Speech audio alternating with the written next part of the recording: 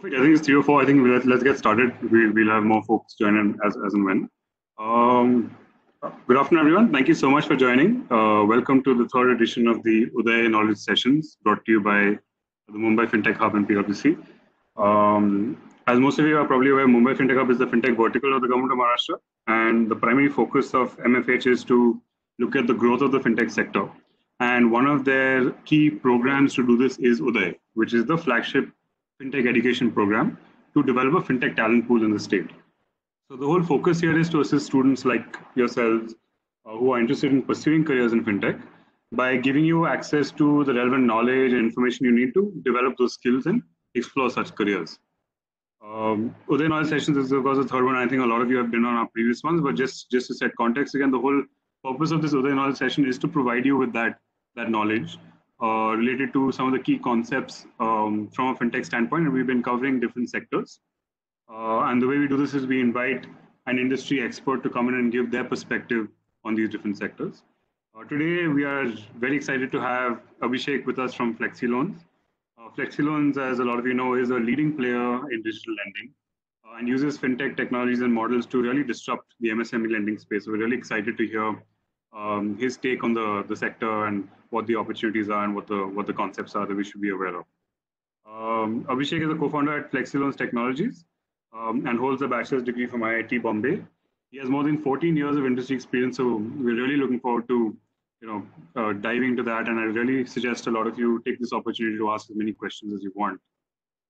As we said in the past, we want to keep this interactive. A lot of you have already sent in your questions when you registered. So what Abhishek will do is, I think he'll spend the next 10-15 minutes covering some of the key digital lending concepts, but he'll also try and address a lot of the questions that are coming in at the time of registration. Once we're done with that, we'll then open up the session for you to ask your questions. So there's a Q&A feature in the WebEx that you're currently looking at. So you can use that feature. As is currently being shown on the screen, if you're using your computer, then there's a 3-dot symbol that you click on. And then you can click on the Q&A feature, which will open up a chat facility for you to ask your questions. Can we move on to the mobile phone page, Pradeep? So you should choose all panelists for all the Q&A so that it comes to us and then we can then pass on those questions to Abhishek. If you're using your phone to log into this, then it's a similar flow again. On your phone, you will again see a button that has these 3 dots. Can you move on to that slide? And based on that, you can then click on it and it'll open up a chat screen for you to choose all panelists and you can move forward. That's it. Won't take any more time. Abhishek, really happy to have you and over to you. Welcome.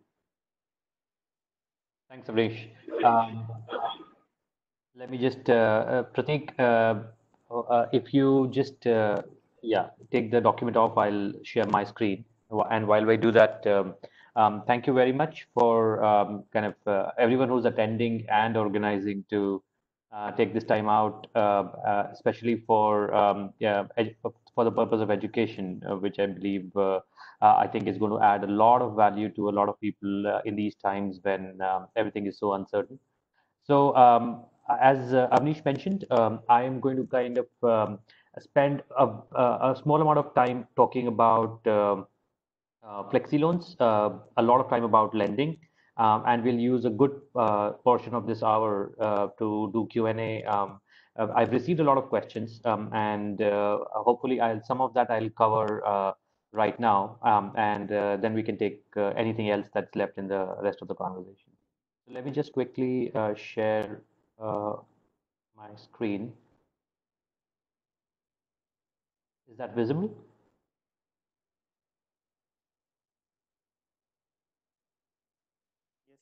Avnish, is the screen visible? Yeah, it's visible. Perfect. Okay. So first of all, I mean, why does fintech exist, and why are we talking about it? Why did it all happen 3 years ago? 2016 is when a lot of fintech disruption started happening. And today we are going to focus primarily on lending, and the last few conversations have been about investments and other parts of fintech. So from a fintech standpoint, the one big thing that stands out, if you look at how lending has evolved over the last 15 years, is that um, a lot of people say that probably ATM was the last innovation that happened in the financial services space. And that kind of sums it up. The financial services industry has been using a very old toolkit to solve the problem of today's borrowers. And that's where a lot of inbuilt inefficiency has been there. And a lot of things happened or started happening back in 2014, 15, which led to a new wave of fintech to emerge. And it almost disrupted every aspect of financial services, particularly lending and payments. So broadly, as a student said, the first thing you should take away is that fintech is not, it started as a disruption, but very soon it is going to become the way of doing business and to run financial services. So it's no longer a hype word.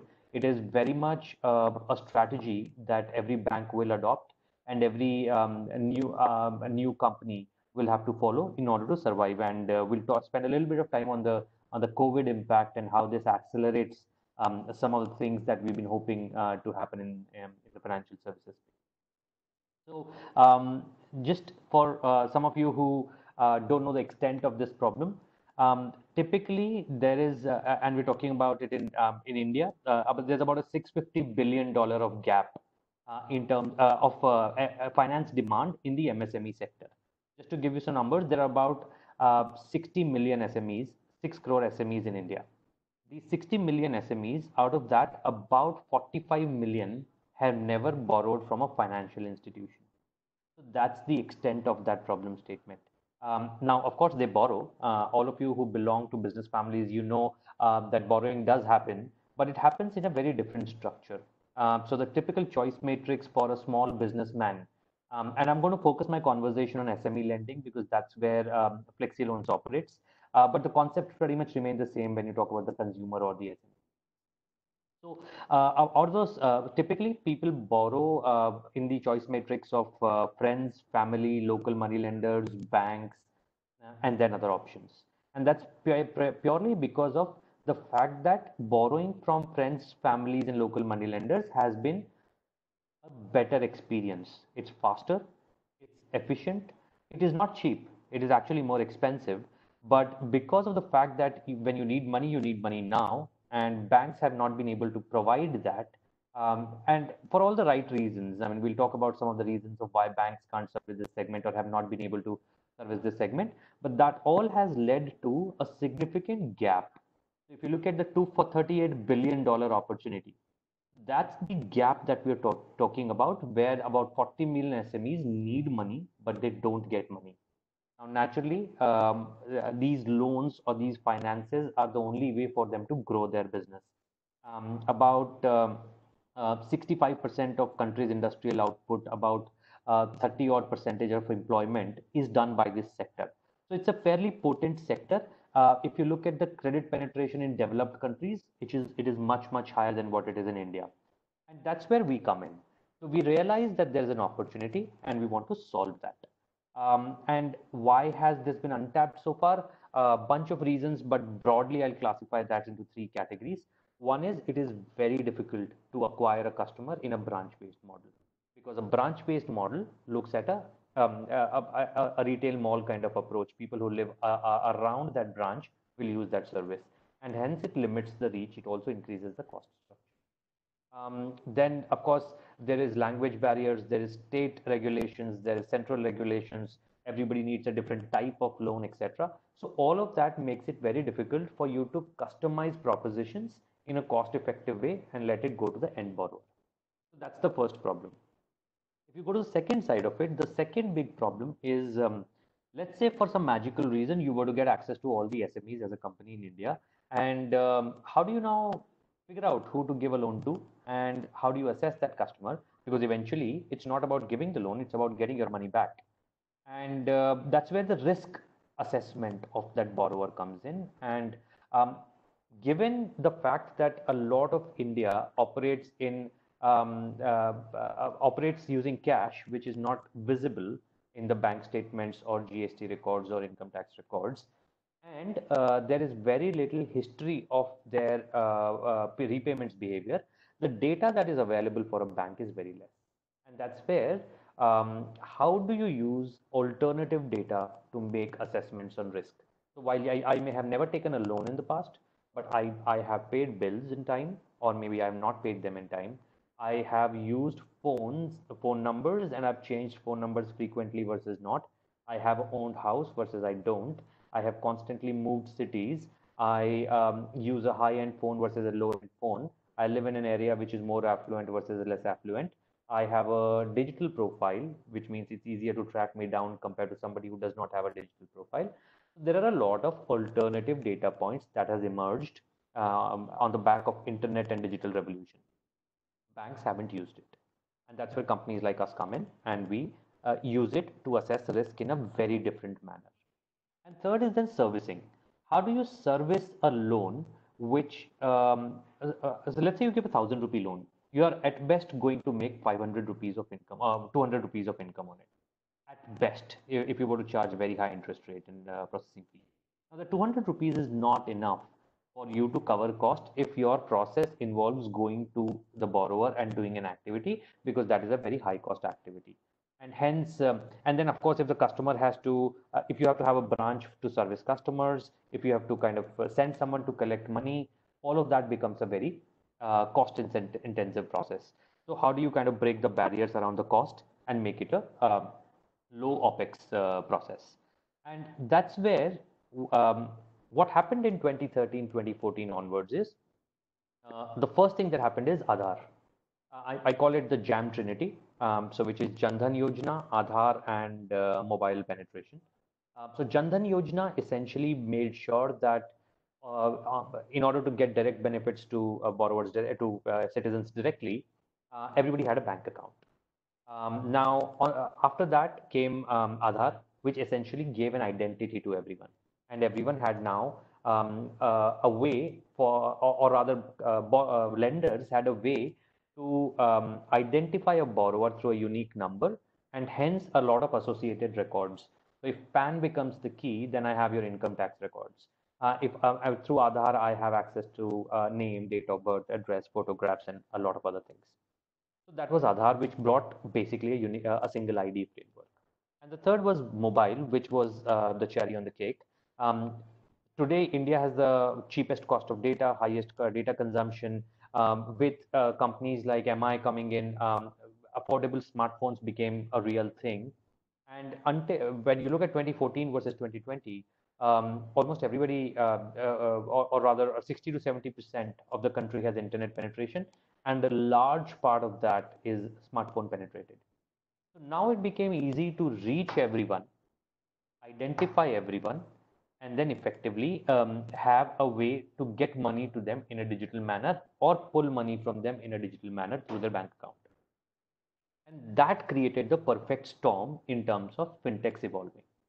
So, and then of course, on the back of it, a lot of other things happen. Demographic shift has been happening. It's difficult to now take loans from friends and family. Families are becoming nuclear. The demographic shift is in favor of digital. Of course, government regulations and policies supported. India is, of course, a hub for talent, and then investments start coming in on the back of this. So suddenly, you are seeing essentially companies like us who effectively come in to solve these three problems, which is how do you access a customer through a zero cost framework? How do you assess a customer using alternative data? And how do you service a customer such that you don't need to ever have a branch? So we were set up in 2016 with that objective that we will provide financial access at a click to every businessman in India. 6 crore businesses. And the opportunity is so huge that naturally there's not going to be a one winner who takes all the entire market. So there are many players who now exist in the space. So from Feb 2016, when we gave our first loan, to December 2019 and now March 2020, we've done about 700 crores of dispersals across about 30,000 loans. So we are probably the second largest in terms of the number of loans that have been given into the SME space. But come to think of it, we're talking about a 4 to 5 crore unserved SMEs, and we've done about 25-30,000 loans. So you can imagine that there is so much more to do. So I keep telling my team that it's essentially a test match, and you're in the first over. There's so much more to be done, and with COVID-like things happening, of course, market reinvents itself, and we'll talk about some of that. So that's a little bit about the history of lending. Funny thing, I was reading somewhere that lending is one of the oldest trade in the human civilization, and the only other thing that has continued apart from lending is sex trade. So the lending is fundamental to the society in many ways because it allows a person who does not have assets or money to still grow by utilizing assets and money from someone else. And it's a good way for both parties to benefit from it, and it's a supply demand matching in a way. So we've done things very differently when it comes to lending. So we are a 250 member company with only one office in Bombay, and we service pan India. So that's the power of digital. We don't need to have a branch. Customers use our websites, mobile applications, and chatbots to apply for a loan. So coming back to my framework, when it came to access, how do I go out into the entire country and get customers?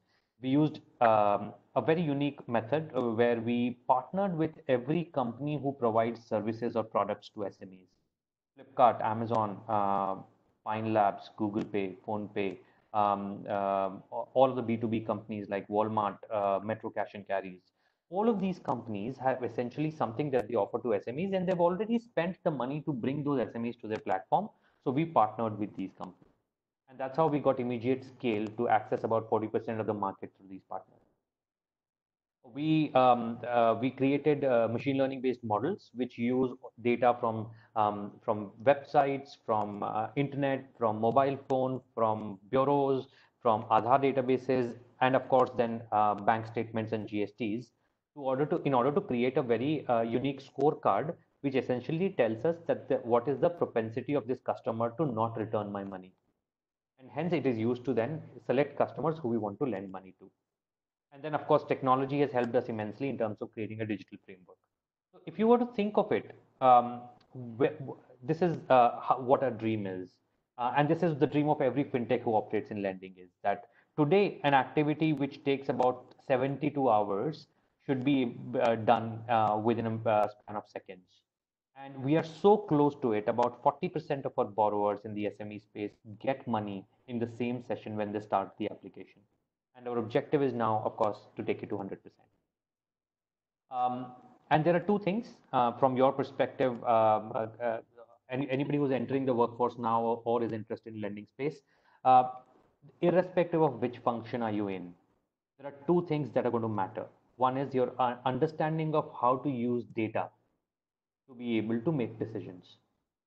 And which is where people think of data as only AI, but there are so many other things, even to write simple rule-based models in order to select which customer to call versus not call, in order to ensure that your money comes back, the collections is on the right customer, the addresses are captured correctly. Everything is about data. Richer the data is with a fintech, higher is the competitive advantage over a longer period of time. We've invested heavily into all aspects of data science. It could be a simple reporting framework to a very complex AI algorithm, which effectively involves essentially extraction of signals from videos, audios, documents, in order to create something which a simple human-based approach can never do. I'll give you an example. We analyze voice signals on a call in order to understand the need, the confidence, and the truth about what a customer is saying. And there is so much that can be done now with the help of immense amount of computation power that is available, that we've been able to harness that for audio, video, and documents. So that element of applied data science is one big thing that kind of has disrupted lending to its core. And the second is, which is natural, usage of technology in order to create some really good experiences. And if you were to kind of borrow 5 years ago versus now, you will see that a lot of experience has now become from a lending experience to a buying experience. You go to a website, you've got a slick experience, you can upload documents, it can be auto-fetched from your files and folders. It is automatically recognized, data is extracted, it is pushed into the system, you get a score. All of that is possible through a very highly scalable technology architecture at the back end. So, irrespective, so you could be in lending, working in the operations team or the credit assessment team, but it is important to realize that the reason this industry is being disrupted is because of these two things. And so, a knowledge around these things is essential for you to make the most of this opportunity. And of course, I spoke about this. There is thousands of data points that we capture from all possible sources in order to create our scorecards. That is the biggest IP any lending company creates in today's times. Um, I spoke about data science applications. At some point, any of you who want to kind of discuss with me about data science separately, I've spent 15 years of my life writing algorithms and working on how data can fundamentally change the course of a company. And these are not complex things. These are simple things that you keep doing on a day-to-day basis to get that 1% improvement every year. This is the end game, guys. Imagine that there is a screen which essentially does not ask you anything. There is no form, there is no documents. Um, Basis your behavior on your smartphone, you'll just get an offer. You'll just get an offer of 5 lakh rupee loan because your identity and location is possible through GPS, Aadhaar. So GPS will tell you where you are. Aadhaar database will tell you where is that where you're supposed to be. Through your contacts, we will a system can know that what is your span. Is it a new phone? It is an old phone. Detection of fraud using all of these things. Your SMSs, internet banking, GST records will effectively auto-calculate your financial and risk metrics. And then, of course, your social profile, whether it could be Facebook, Insta, something else, will tell you about will tell about the possibility of reaching out to your network in case you're not able to pay. And that is it. If all of the data sources are available, you don't need to do anything. Then it is a power of algorithm that will rule, where you will extract everything, identify the frauds, identify the right money you should borrow, identify the right rate at which you should be given a loan, and then you set up a repayment mechanism. We're not very far away from this. This is going to be a reality very soon. Um, The other two things that, so of course, I wanted to spend some time on lending and why traditionally lending has been the way it is for the last 20 years and why it has changed fundamentally and is going to change fundamentally for the next 10 years. Um, the couple of other things that you sent questions on was on COVID, and then, of course, how do you kind of make career in lending, particularly in today's time? So let me spend a couple of minutes on COVID. Of course, anything that I say on this is purely kind of what we know today. It is one of those things where you don't prepare for it. You don't prepare for a lockdown. You don't prepare for your revenues to go to zero. So all of these are new things. But if you look at it, look at China. Um, it this is the start of the year. And 100 is the imagine 100 is where the demand was at the start of the year. It dropped down to near zero for many categories over the as the pandemic spread in China. Feb and March beginning is where they hit their peak and then they started recovering. From there on, this is data as early as second week of May. And you would see that most of the demand is anywhere between is around 50 to 70% across most categories. Some categories, of course, like travel, are hit more than, but there are other categories like cement, etc., consumptions, which are increasing. And so you will see that typically what COVID has done is it has created both kinds of shocks, the demand side and the supply side. When demand goes down, because you are under a lockdown, or the supply chain that you get money from, or the goods from, is not intact, then you're effectively looking at a demand shock, which is where we are today. We are not buying anything because of many constraints. When demand shock happens, so and the other side of blending is supply shock, where the money that is coming from larger institutions to companies like us stops. Now, typically, when the banking crisis happened about a year ago, the ILFS crisis, at that point, it was a supply shock. But there was no demand shock because the demand, the SMEs, the borrowers still wanted money as they would want before. And hence, it was faster to recover because it was just change in policies. And when the supply kind of started to trickle down and come back to normal towards Jan, Feb this year, everything was coming back to normal.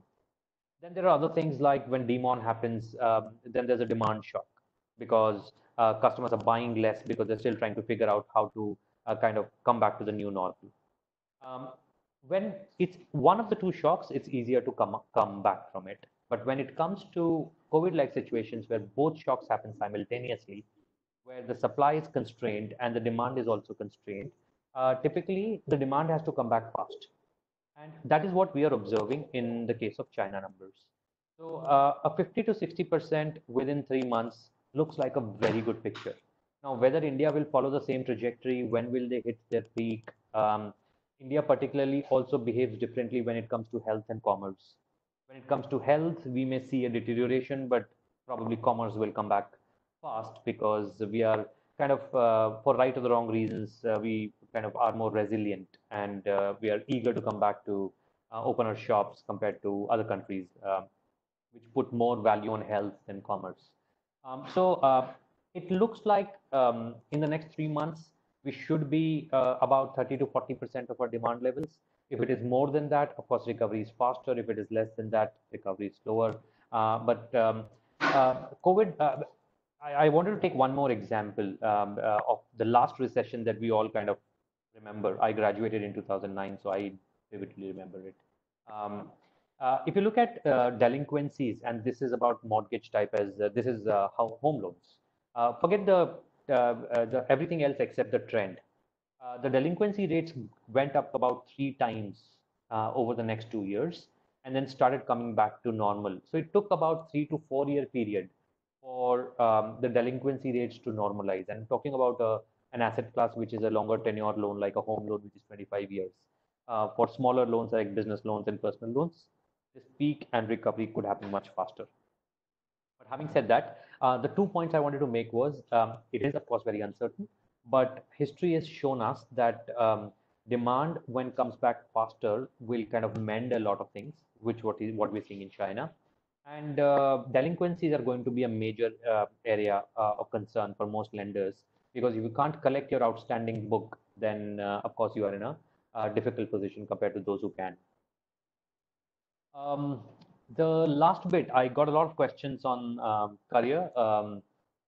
There is absolutely, when I was graduating in 2009, I remember that it felt like, why is it happening to us, and why this year? Why when we were graduating? And it's the same thing as 2020. Most of you who are either graduating, have recently graduated, or will be graduating next year, must be wondering about what's going to happen. How is lending a safe space to join? Is fintech a safe space to join? And what are the things you could do? So I think broadly, there are only a couple of things I can tell you which kind of will always work for you. Irrespective of where you join, pick up areas which are of long-term interest to you. Don't worry about short-term salaries, because it is a truth that the remunerations and the compensations will go down in the upcoming months, or have gone down in terms of offer attractions, etc. But it is very short-termish in nature. It always happens when an industry goes through a shock, it comes back fast. Choose companies where you can solve good problems, irrespective of what you get paid today, because your experience is what is going to deliver the salary to you next year or the year after that. But if you choose something that pays well but does not deliver the experience and the skill enhancement to you, then you would be going into a double whammy. Don't do that. The world has not run out of problems. Companies haven't run out of problems. We all have problems. Companies may not be able to pay as much as they used to earlier because they are managing their own P&L. So choose problems rather than salaries. Uh, Reduce your expenses because naturally anybody who has less liabilities in today's times is bound to be in a much more comfortable spot. So kind of rationalize expenses so that you can choose companies who may pay less but have good problem statements and then will enhance your skills. And third is just make sure that you invest in yourself when in times like these when you're not getting enough kind of from outside, you do essentially invest inside. And there is nothing more important than investing in yourself. So study, acquire new skill sets. If you've done a generic degree or if you have just graduated, it is time for you to build some specialization. So there is so much content out there. You don't need a classroom or university to actually learn. Sessions like these, many other people in the industry are doing free sessions. There is so much content out there on internet. Consume all of that, build a point of view, and just make sure that when you come out of this after a year, you look back and you say that in the last 12 months, I've learned so much, which probably I never would have learned if I was doing a job. And that's when you would know that you've invested in yourself. I'll take a pause here because of course, we've got about 25 minutes left for Q&A. And of course, I'm happy to take anything else that comes from that. Thanks, Abhishek. I think that's been really helpful, really insightful. And sure enough, we've also got a lot of questions coming in as well. What I'll do is I'll start like grouping some themes together and maybe putting that to you, and you can let us know your thoughts. One common theme that seems to be coming across is around the competition that digital lenders are now facing. So on the one hand, we've got questions which talk about how banks still tend to have a certain trust factor. Some people have also had the impression that banks provide lower pricing in terms of their loans. So how do digital lenders deal with that? How do you differentiate yourselves in that kind of competitive scenario?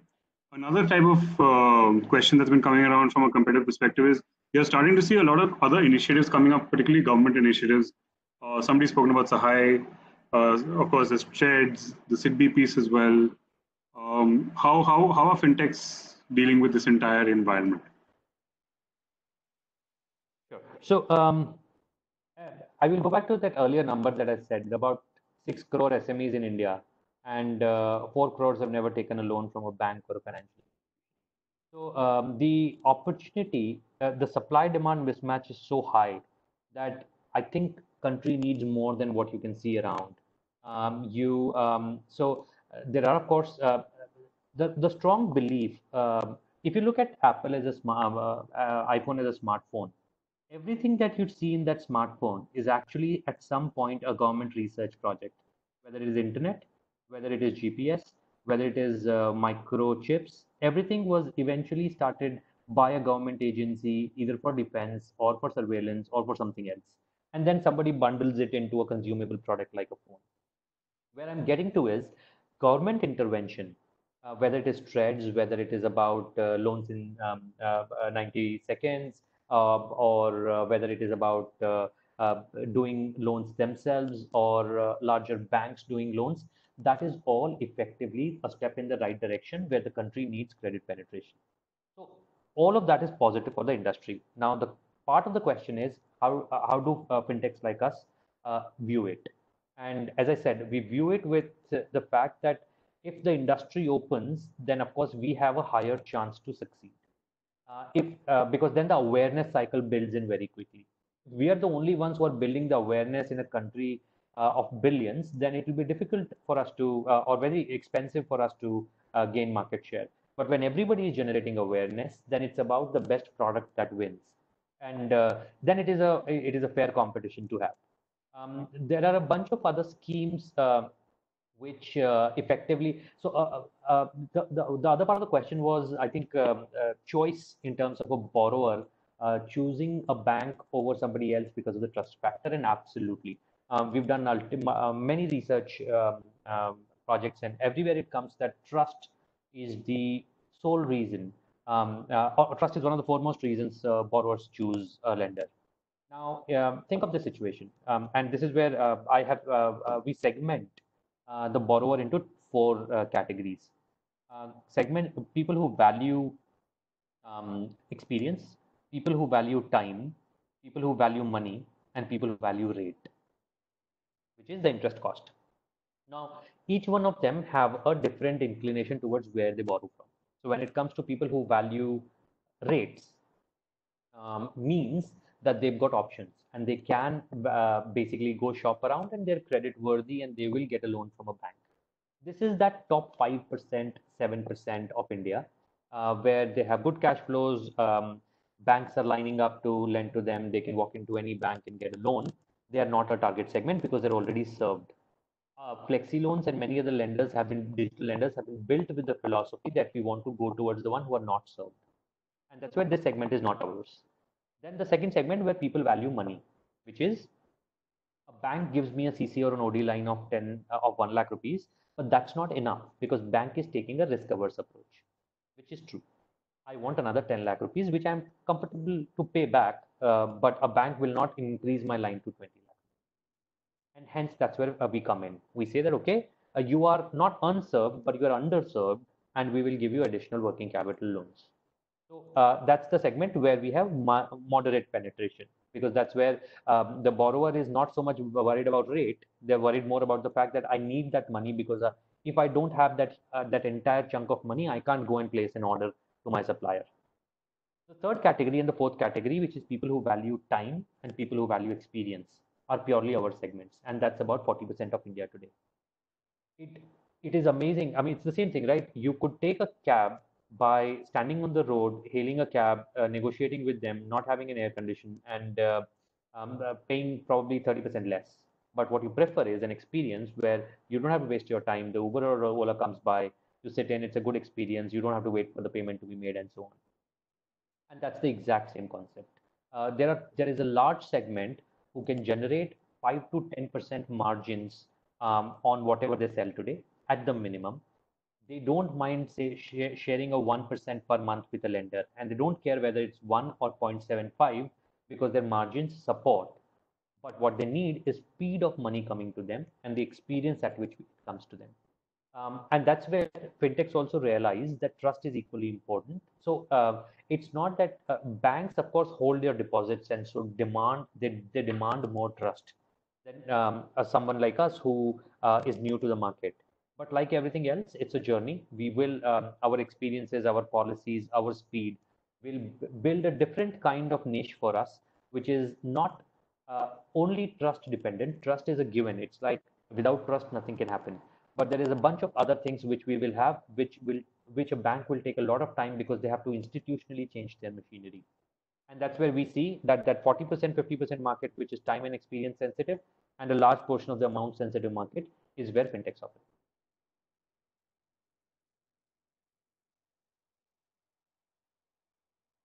Thanks, Abhishek. Another set of questions are around customer acquisition and distribution, particularly in underserved markets. And from an underserved markets perspective, interestingly, there are about 3 or 4 questions that focus on, say, tier 3, 4 rural areas. And I like at the crux of it, you also talked about how important technology is in terms of really cracking this problem. And of course, the questions here are around in these situations, will it be more of a blend of say an on feet on the street kind of model?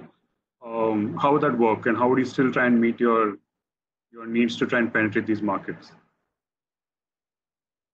So it's interesting. India is a large market. I don't think there's any one strategy that will fit a country like India.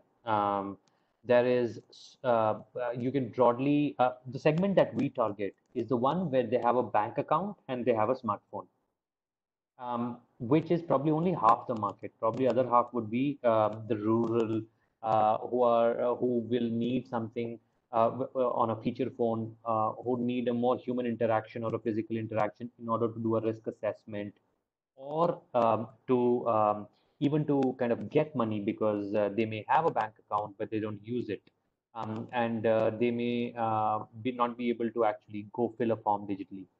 So there are different players out there that are working in the rural space because that needs a more kind of a mix of tech and touch approach, because with tech alone you can't solve it because tech hasn't reached that far end.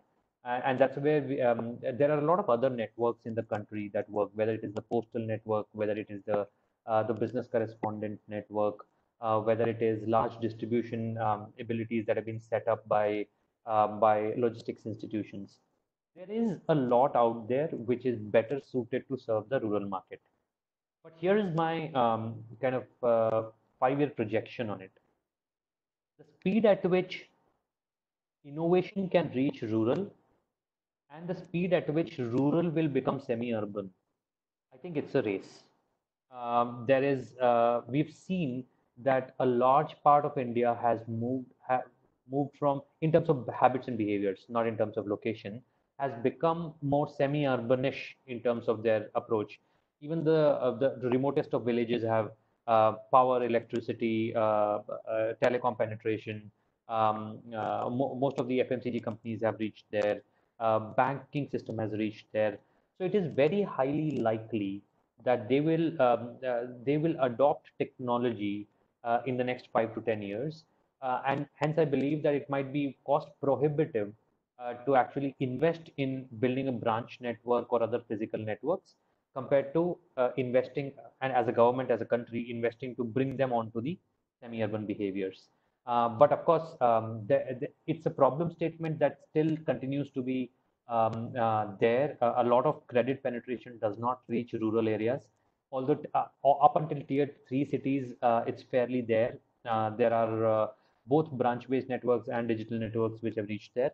Um, Also, the last thing is there is a lot of shuffle happening in terms of forms of credit. The form of credit today, what we see is what lending companies do, but the form of credit actually happens in various forms where it is distributor credit. When large organizations reach, they actually give credit in order to increase their purchase, reduce their purchase cycles and things like that. All of that put together, there are some new innovations that will happen over time, but we haven't reached the rural areas yet. Right? We kind of stop at that tier 3 smartphone plus banking penetrated organized sector.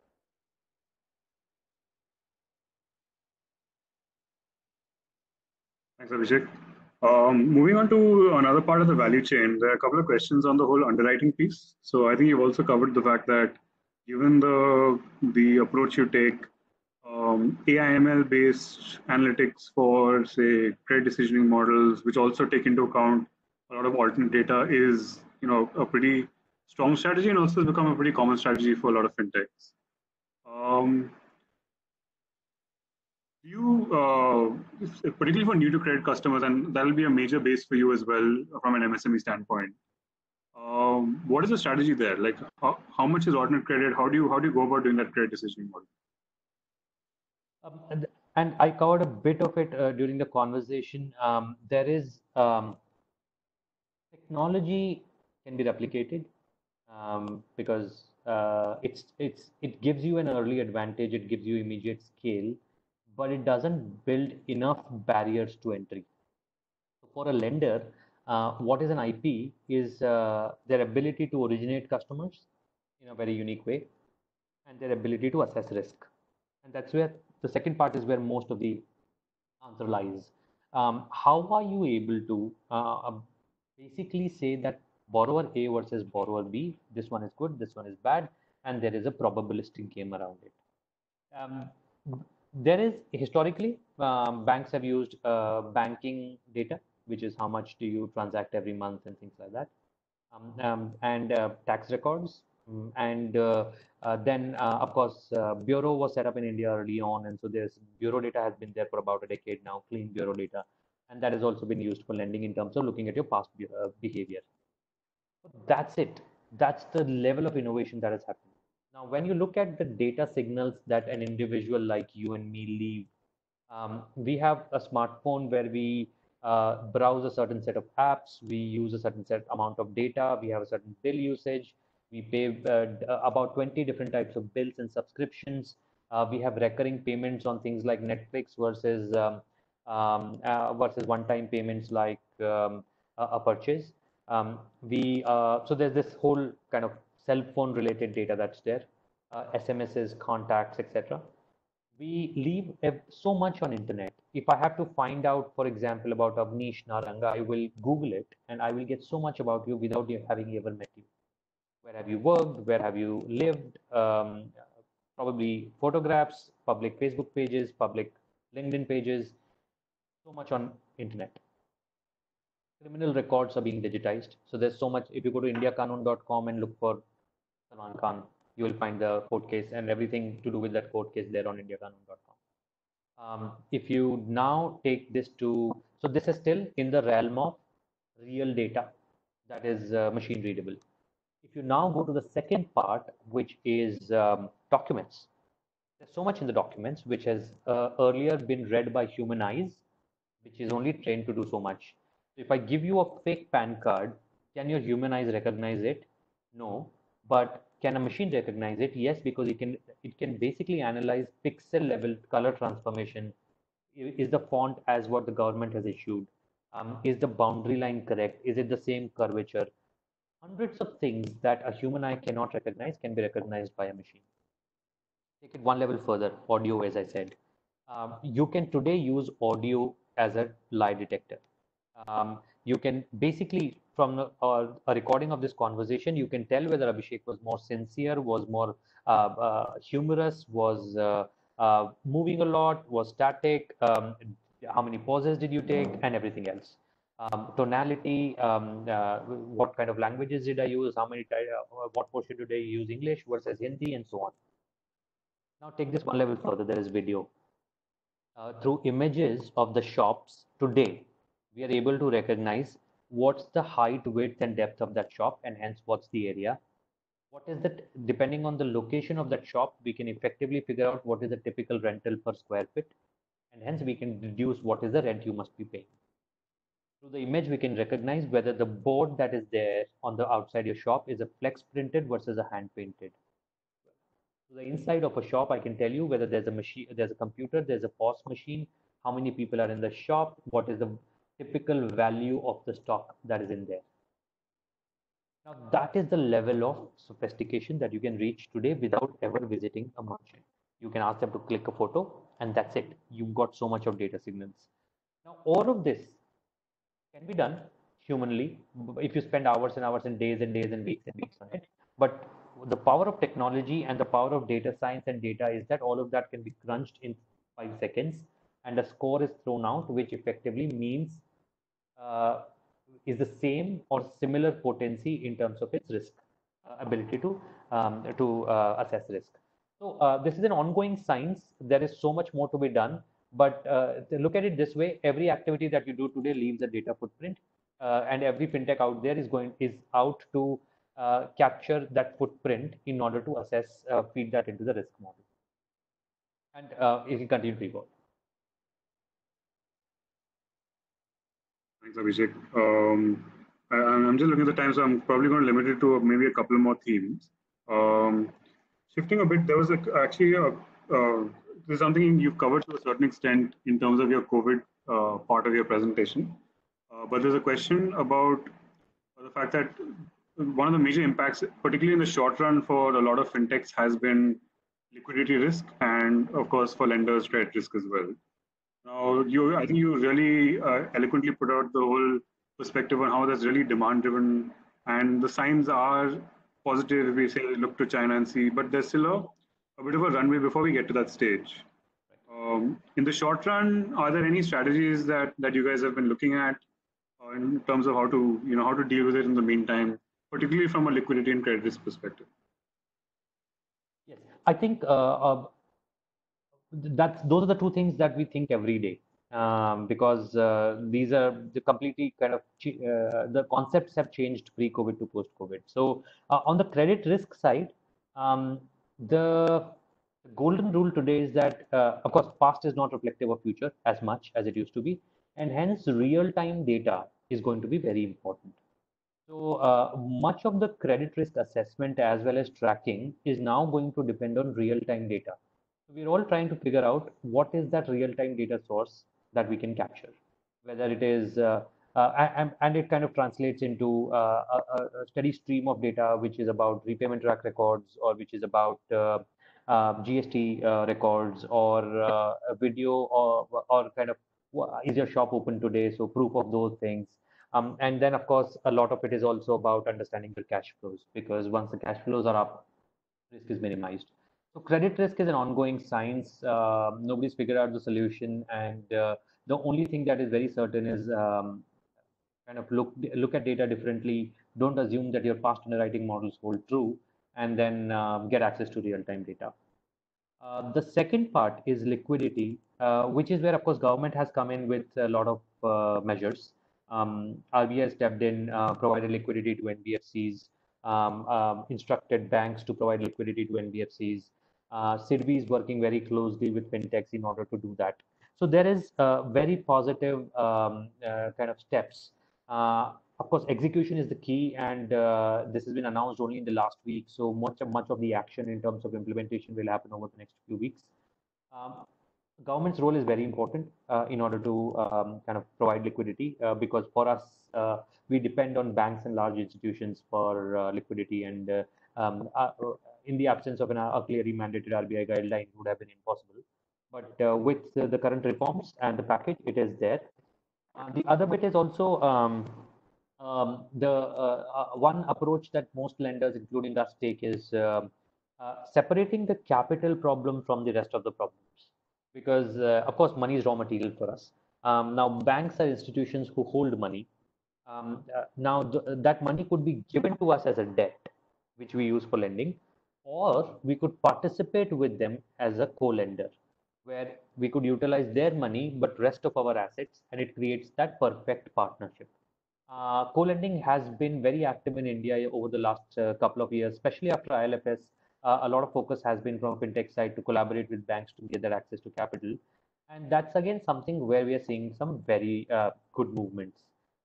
Because naturally, for every institution, bank or large NBFCs, lending is a way to make money, and they do want to lend, but they want to lend basis their comfort and on their book. Co-lending allows us to do that. And so, yes, government intervention and co-lending are the two big ways in which we are kind of solving the liquidity problem. Thanks, Abhishek. I think we have time for one more question, and this is possibly just rounding it off with going back to career. And just to recap, of course, I think you gave us some really good perspective on what kind of prioritization you should have in mind, and also from a skills perspective. So this question is again from a skills perspective, and we have some overlaps, but I thought it's worth just reiterating. So we have a question saying that there's a person here who's going to be joining a digital bank or joining a leading bank for a digital lending profile in marketing strategy. And she's asking what skills from a technology perspective should she really be focusing on that could be relevant in that kind of space. Any thoughts on that? Sure. So, from a marketing strategy standpoint, I'll go back to my two golden principles. In any function, what brings in data, and what is the technology to be used. So if you break down digital marketing, if you break down marketing, there is going to be brand marketing, there's going to be digital marketing, performance marketing. Mostly, if you are joining a bank in the marketing team, I'm assuming that you're going to work on digital marketing, because that's a core part of the strategy. Now, within digital marketing, there is going to be, when you run a campaign on internet, there are 5 or 6 key channels. You'll use affiliates, Facebook, Google, and a bunch of other platforms. Day one, you need to understand how are you going to measure your campaign. And so knowledge of anything, any analytics that you can derive out from campaigns, Google Analytics, CleverTap, Hotjars, then all the email and SMS campaign tracking tools, app downloads, whether you track it through Google or whether you track it through other tools, what is happening on your app. Now, once you do that, you've got a broad level view. So that is the data and technology piece in terms of tools and techniques. And depending on the bank which is using what, the answer could be anywhere. Now, that is what most digital marketers do when they join the company. The next level of that is, and that's what I tell every person in my marketing team, that you have to know SQL in order to pull your own data. Now, most of the data in most of the organizations sits in an SQL database. The success of any individual for any career is about, are you looking at data to be able to make decisions? Now, if you depend on somebody else for your success, and this somebody else in this scenario could be an MIS team or a data science team, then effectively you are essentially basing your success on their time availability, which is wrong. Skills like these are very easy to acquire.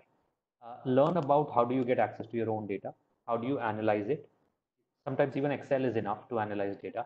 Sometimes you may have to learn a tool. But for now, I'm going to kind of say all the tools that are digital marketing analytics specific, then all the tools that allow you to get access to data, and Excel in order to analyze that data. If you can do that, then you will be in the top 20% of digital marketers when it comes to the skill sets that companies look for, which is, are you data oriented? Are you tracking your campaigns very closely? Are you the first one to know that your campaign has performed better or worse than your competition?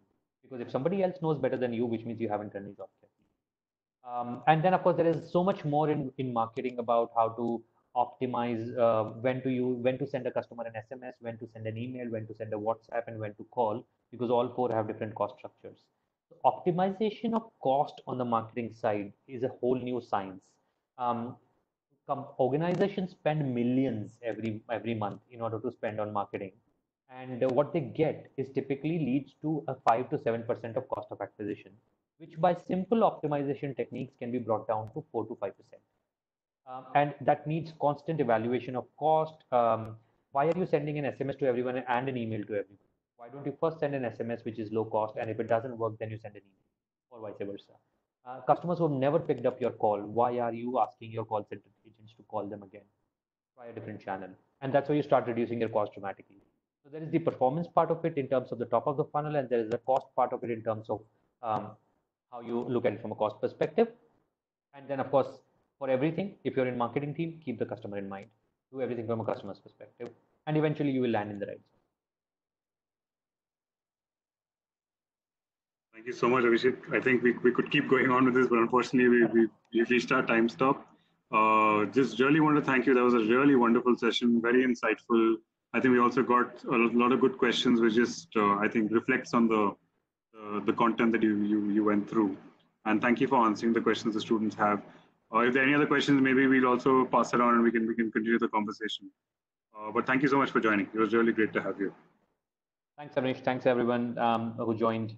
Great set of questions, and of course, always an interactive one is always great. I'm still kind of getting used to these WebEx sessions where it's only a couple of guys speaking. I wish there's some way for the participants also to kind of speak, but yeah, we make use of what we've got. No, point noted, Abhishek. Yeah, we've been trying to figure that out, and I think that's a really fair point. We'll try and see how we can get more audio participation as well from the next one. But yeah, thank you so much for everybody who's joined in as well. Thank you so much for your questions. We really hope you found this session useful, and we're also really looking forward to hearing from you. As we've always said in the previous rounds as well, this format is constantly evolving.